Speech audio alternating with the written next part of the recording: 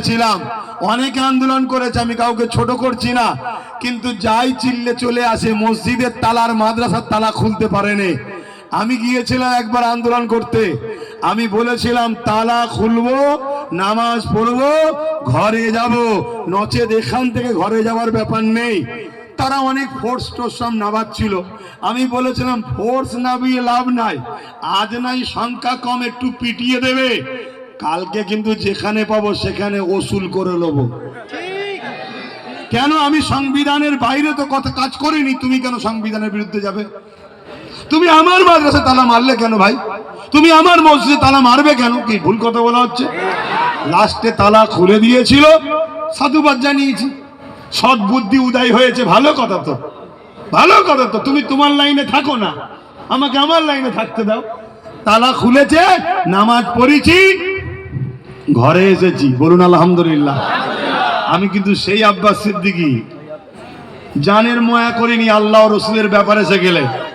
তো সেই জায়গায় আপনাদের বলি, যখন আল্লাহ রসুলের ব্যাপার আসবে তখন পরিবার, সংসার, বাচ্চা, পেটের কথা ভাবলে হবে না। তো মাসকে মাস যদি প্রয়োজন হয়, তৈরি আছো তো নাকি? একদম মিথ্যা বলছো না তো?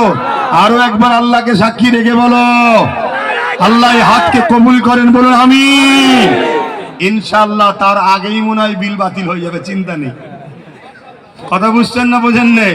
কিন্তু এই যে হাতটা তুলে দিলে, এটা তুলে লাভ না লস? কি লাভ? ইব্রাহিম নবীকে আগুনে ফেলেছে, গিরগিটি ফু দিচ্ছে যাতে আগুন ধরে। আচ্ছা, গিরগিটির ফুঁয়েতে আগুন ধরবে? আর আজনাই মুখে করে পানি নিয়ে এসছে, আগুন বন্ধ হয়। আজনায়ের পানি থেকে আগুন বন্ধ হবে? কিন্তু আমার আল্লাহ আজনায়ের ইব্রাহিমের পক্ষে থাকার জন্য তাকে মারা নাজায়েজ হারাম করে দিল, আর গিরগিটি ইব্রাহিমের বিরোধী হওয়ার জন্য মারা জায়েজ করে দিল। তা আমাদের হাত তোলাতে, দাঁড়াও না, আমি ঘড়ি দেখছি, আমার দেখলেন গুলিয়ে গেল তো, এসব খুব সমস্যা। হাত, এই যে আমরা হাত তুললাম, হাত তোলাতে আল্লাহকে দেখালাম যে খোদা তোমার ঘরের জন্য, মসজিদ মাদ্রাসার জন্য আমরা মাসকে মাস থাকতে রাজি আছি। জোরে বলুন সুবহানাল্লাহ। আরে দোয়া বেশি চাইতে লাগে না, দরকার দোয়া ছোট করে দেবো, হাত তুলবো, বলবো দিলের যা খবর আছে জানেন, কবুল করলে শেষ করে দেবো, মিটে যাবে।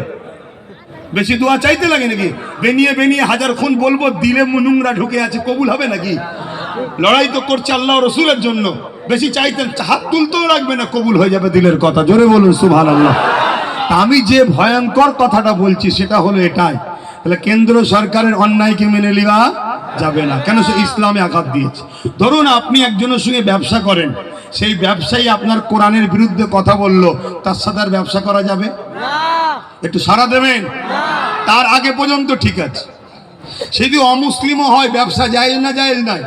মানুষ মানুষের সঙ্গে বিজনেস করবে, কিন্তু কোনো জায়গাও যদি কোরআনের বিরুদ্ধে বলে আর সম্পর্ক রাখা।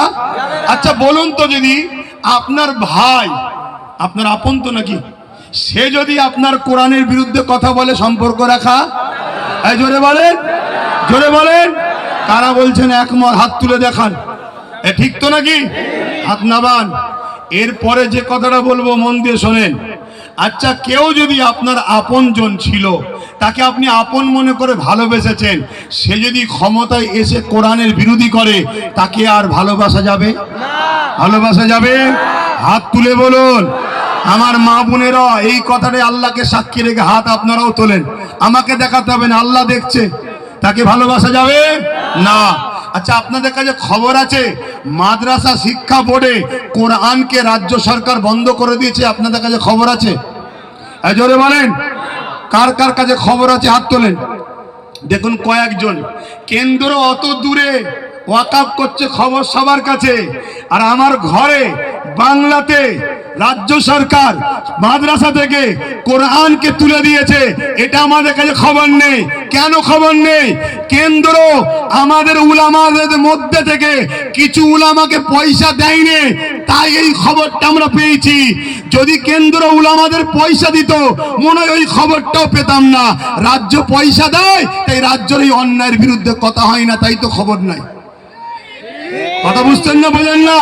কিন্তু আমি জানতে চাই, যদি কোরআনকে তুলে দেয় যারা, তাদেরকে কি সাপোর্ট করা আমাদের জন্য ঈমান থাকবে?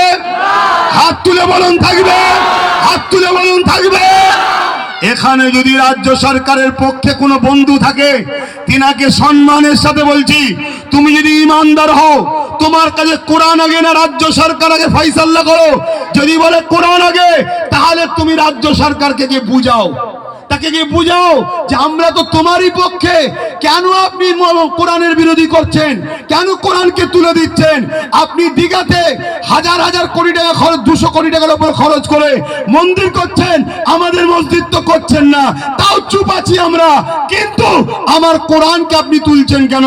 তাই আপনাকে ভালোবাসি, আপনাকে বুঝাচ্ছি, কোরআনের বিরুদ্ধে লাগবেন না।